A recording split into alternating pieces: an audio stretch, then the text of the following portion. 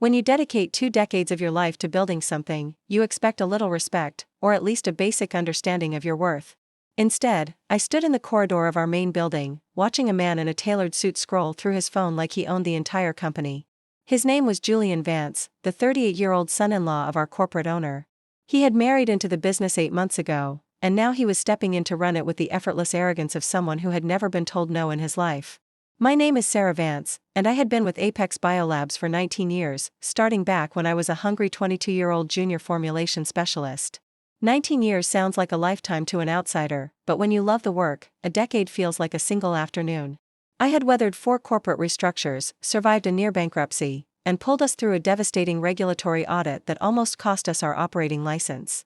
I stayed late when everyone else went home, sacrificed holidays, and solved the complex problems no one else would touch because I believed in our core mission. Our company specialized in custom pharmaceutical compounding for vulnerable patients across regional clinics. We created specialized formulas for children, elderly patients, and people with rare conditions who could not tolerate standard commercial medications. We were building something that genuinely saved lives every single day. Julian Vance did not care about any of that. He was appointed Chief Operating Officer out of nowhere, replacing my longtime mentor who was quietly pushed into retirement. Within 24 hours, Julian had her corner office, her parking spot, and a brand new title on his door.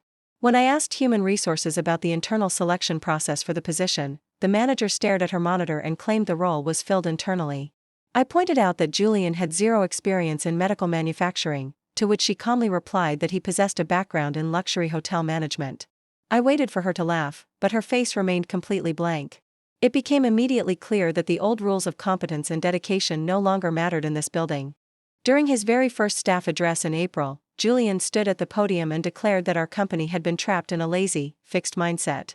He kept repeating buzzwords like aggressive scaling and stream optimization, yet he did not mention patient safety or compounding precision a single time. When one of our senior lab techs raised his hand to express concern about a proposed 40% increase in production targets, warning that our current cleanroom capacity could lead to fatal contamination risks, Julian simply smiled and dismissed his concerns as a failure of vision. By July, Julian had completely dismantled our safety reporting structure, forcing the quality assurance team to report directly to him rather than our technical director. Soon after, he abolished the mandatory pre-batch verification protocol that our founding team had established 15 years prior following a near-fatal dispensing error. I was the one who had co-developed those safety algorithms and stress-tested them against federal guidelines until they were virtually bulletproof. Julian arrogantly referred to these vital safety checks as legacy red tape, completely ignoring the fact that they were the exact reason we had not harmed a single patient in nearly 2 decades. The final hammer dropped on a crisp September morning when Julian summoned me into his office while I was still holding my lab coat. He sat behind his fresh mahogany desk beneath a ridiculous motivational poster that read "Disrupt or be disrupted." Without offering me a chair, he looked me in the eye and delivered the classic corporate line, explaining that this decision was not personal.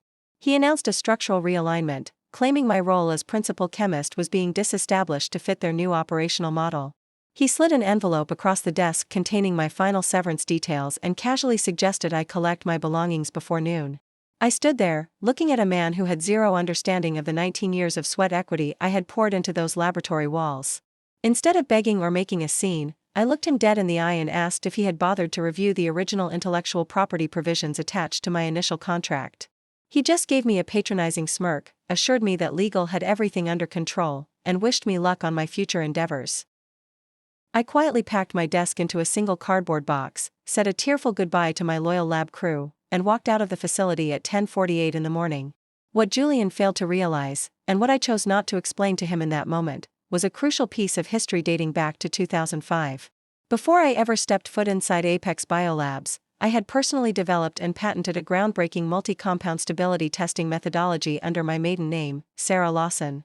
When I joined the firm in 2006 under my married name, the previous leadership realized the immense value of my patented testing system and officially negotiated a formal licensing agreement with me.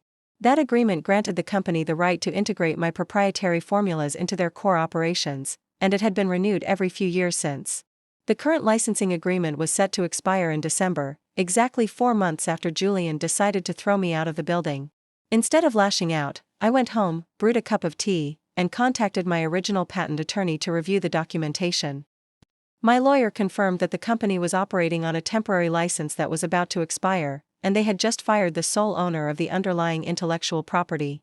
In late November, my attorney formally notified the executive board that I would not be renewing the licensing agreement for my stability testing system under any circumstances, meaning any continued use after December 31st would result in immediate patent infringement litigation. The news hit the corporate suite like a megaton bomb, sending the upper management into an absolute tailspin when they realized my methodology was hard-coded into their entire production line and federal compliance filings. Without my registered system, they could not legally manufacture or distribute their primary medical compounds without risking massive federal fines and immediate operational shutdown. Julian had blindly cut the single thread holding the entire enterprise together, completely unaware that the quiet chemist he dismissed held the keys to the entire operation. In early January, I walked into a high-stakes settlement conference alongside my attorney, facing a panel of panicked corporate lawyers and the company owner himself. Julian was nowhere to be seen, having been permanently removed from executive meetings after the legal disaster he created. We ultimately structured a new agreement that reinstated our mandatory safety protocols, heavily compensated my intellectual property at full market value, and ensured proper oversight for patient safety moving forward. Julian quietly resigned a month later, proving that arrogance is never a substitute for true expertise.